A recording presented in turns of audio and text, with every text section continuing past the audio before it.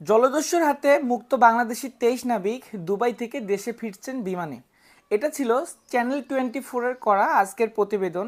তো প্রতিবেদনটা যদি আরও ডিটেলস আপনাদের আমি একটু পড়ে শোনাই, তাহলে অবশেষে মুক্ত হয়েছে সোমালিয়ান জলদস্যুর হাতে জিম্মি থাকা বাংলাদেশি জাহাজ এমভি আবদুল্লাহ।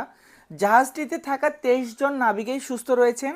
জাহাজের মালিকপক্ষ KSRM গ্রুপের মিডিয়া প্রতিষ্ঠাতা মিজানুল ইসলাম শনিবার ১৩ এপ্রিল দিবাগত রাত ৩টা ৩৫ মিনিটে বিষয়টি ঢাকা পোস্টকে নিশ্চিত করেছেন। তারপরে জানা গেছে সোমালিয়ান জলদস্যুর হাত থেকে মুক্ত বাংলাদেশের পতাকাবাহী জাহাজ এমভি আবদুল্লাহর ২৩ নাবিক দুবাই থেকে বাংলাদেশে বিমানে ফিরছেন। সেখানে কিছু আনুষ্ঠানিকতা শেষে ফিরবেন স্বজনদের কাছে। KSRM গ্রুপের ডেপুটি ম্যানেজিং ডিরেক্টর শাহরিয়ার জাহান রাহাত গণমাধ্যমকে জানান, মধ্যরাতে ২৩ নাবিক নিয়ে সংযুক্ত আরব আমিরাতের বন্দরের উদ্দেশ্যে রওনা দিয়েছে এমভি আবদুল্লাহ। পরে মুক্ত পাওয়া ২৩ নাবিককে বিমানে চট্টগ্রামে নেওয়া হবে। চট্টগ্রামে পৌঁছানোর পর কিছু আনুষ্ঠানিকতা শেষে তারা ফিরবেন স্বজনদের কাছে। আর উদ্ধার হওয়া জাহাজ এমভি আবদুল্লাহ যাবে দুবাইয়ে। সেখানে ওই জাহাজে যোগ দিবেন নতুন নাবিকেরা। এর আগে ১৩ এপ্রিল বাংলাদেশ সময় বিকাল ৪টায় মুক্তিপণের ডলার ভর্তি ৩টি ব্যাগ জলদস্যুর হাতে পৌঁছালে নাবিকসহ জাহাজটি মুক্ত করা হয়।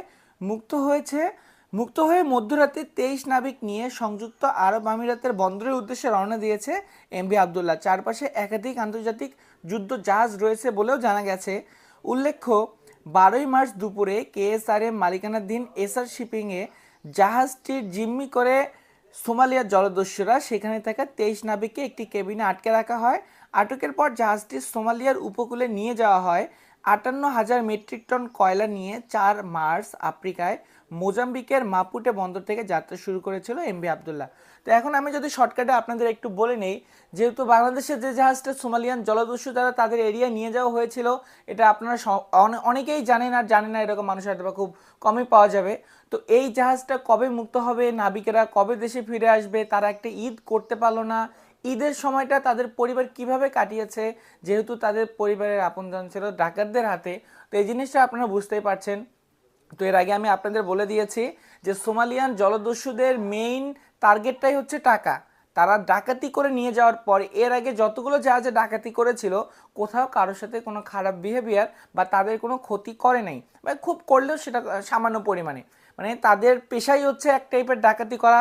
ডাকাতরা যদিও উগ্র স্বভাবের, তবুও যারা তাদেরকে ডাকাতি করে নিয়ে যায় তাদেরকে সেরকম কোনো ক্ষতির সম্মুখীন হতে হয় না। আর তাদের জাহাজটা, মানে বাংলাদেশের যে জাহাজটা এমভি আবদুল্লাহ সোমালিয়ান জলদস্যুরা ডাকাতি করে নিয়ে গিয়েছিল, এটা কবে নাগাদ মুক্তি হতে পারে এটা নিয়েও কিছু ধোঁয়াশা ছিল।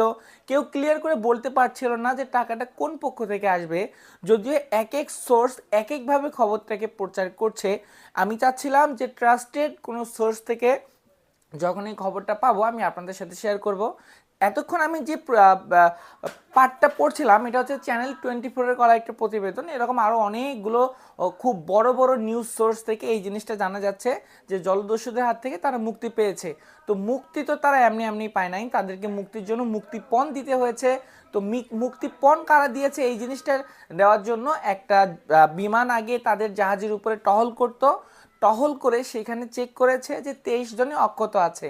যখন বিমান থেকে এটা কনফার্ম হয়েছে যে ২৩ জন নাবিকে অক্ষত, তারপর তারা তাদের মুক্তিপণের যে টাকাটা সেটা ৩টা ব্যাগে করে সমুদ্রে ফেলিয়ে দেয়, মানে জাহাজের কাছাকাছি।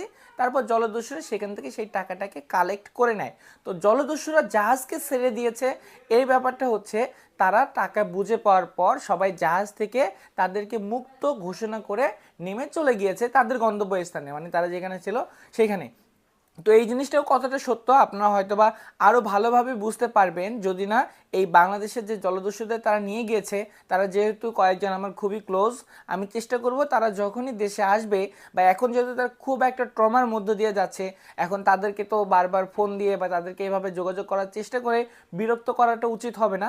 তারা আগে দেশে আসুক, পরিবারের কাছে যাক, যত দ্রুত সম্ভব আমি তাদের সাথে যোগাযোগ করে তাদের বয়ানটাই তাদের কাছ থেকে রেকর্ড করে আমি আপনাদের অবশ্যই শোনাবো যে তারা কিভাবে এই সময়টা পার করলো। আর আমরা এতদিন যেটা শুনছি সব হচ্ছে হলুদ মিডিয়ার খবর। কেউ বলছে ডাকাতরা নাকি তাদের জন্য দুম্বা কিনে নিয়ে এসে জবাই করে তেহেরি করে জামাই আদর করছে। তো এই জিনিসটা এক একজন এক একভাবে বলছে, রিয়েলিটিতে তাদের সাথে কি হচ্ছে এটা শুধু তারাই ভালো বলতে পারবে। তো এখন তারা ওইখানে কতটুকু প্রচার করতে পেরেছে, হয়তোবা তারা আমাদের ততটুকুই জানিয়েছে যতটুকু ডাকাতরা আমাদের তাদেরকে দিয়ে জানানোর পারমিশন দিয়েছিল।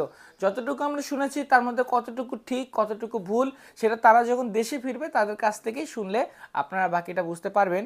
তো আশা করছি আর দোয়া করছি যে খবরগুলো এখন শোনা যাচ্ছে যে বাংলাদেশি জাহাজকে যে সোমালিয়ান জলদস্যুরা তারা ছেড়ে দিয়েছে, জাহাজটা সেখান থেকে তার পরবর্তী গন্তব্যস্থান দুবাইয়ের উদ্দেশ্যে রওনা দিয়েছে। এখন কথা হচ্ছে জাহাজটা দুবাইয়ে কেন যাচ্ছে? জাহাজের মধ্যে যে কয়লাগুলো ছিল সেগুলো কত কোটি কোটি টাকার আপনারা জানেন। এই কয়লাগুলোকে অবশ্যই তার নেক্সট যে গন্তব্যস্থান, তারা যেহেতু আফ্রিকা থেকে দুবাইয়ের দিকে যাচ্ছিল, তো দুবাইয়ের দিকে যাওয়ার পথেই যেহেতু অ্যাটাকটা হয়েছে, তো জাহাজটা এখন হয়তোবা দুবাইয়ের নিকটবর্তী কোনো কাছাকাছি জায়গায় আছে, মানে সোমালিয়া থেকে দুবাইয়ের ডিস্টেন্সটা হয়তোবা কম। তারা জাহাজকে আগে দুবাইয়ে নিয়ে যাবে, দুবাইয়ে নিয়ে যাওয়া মাত্রই বাংলাদেশি জাহাজে, ওই জাহাজে যে 23 জন ছিল 23 জনকেই যেহেতু বাসায় আসার ব্যবস্থা করা হবে, তো জাহাজ তো আর দুবাইয়ে ফেলায় রাখলে হবে না। তো জাহাজকে পরিচালনা করার জন্য নতুন 23 জনের একটা টিম, সেটাকে অলরেডি দুবাইয়ে পাঠানোর প্রসেসটা চলছে।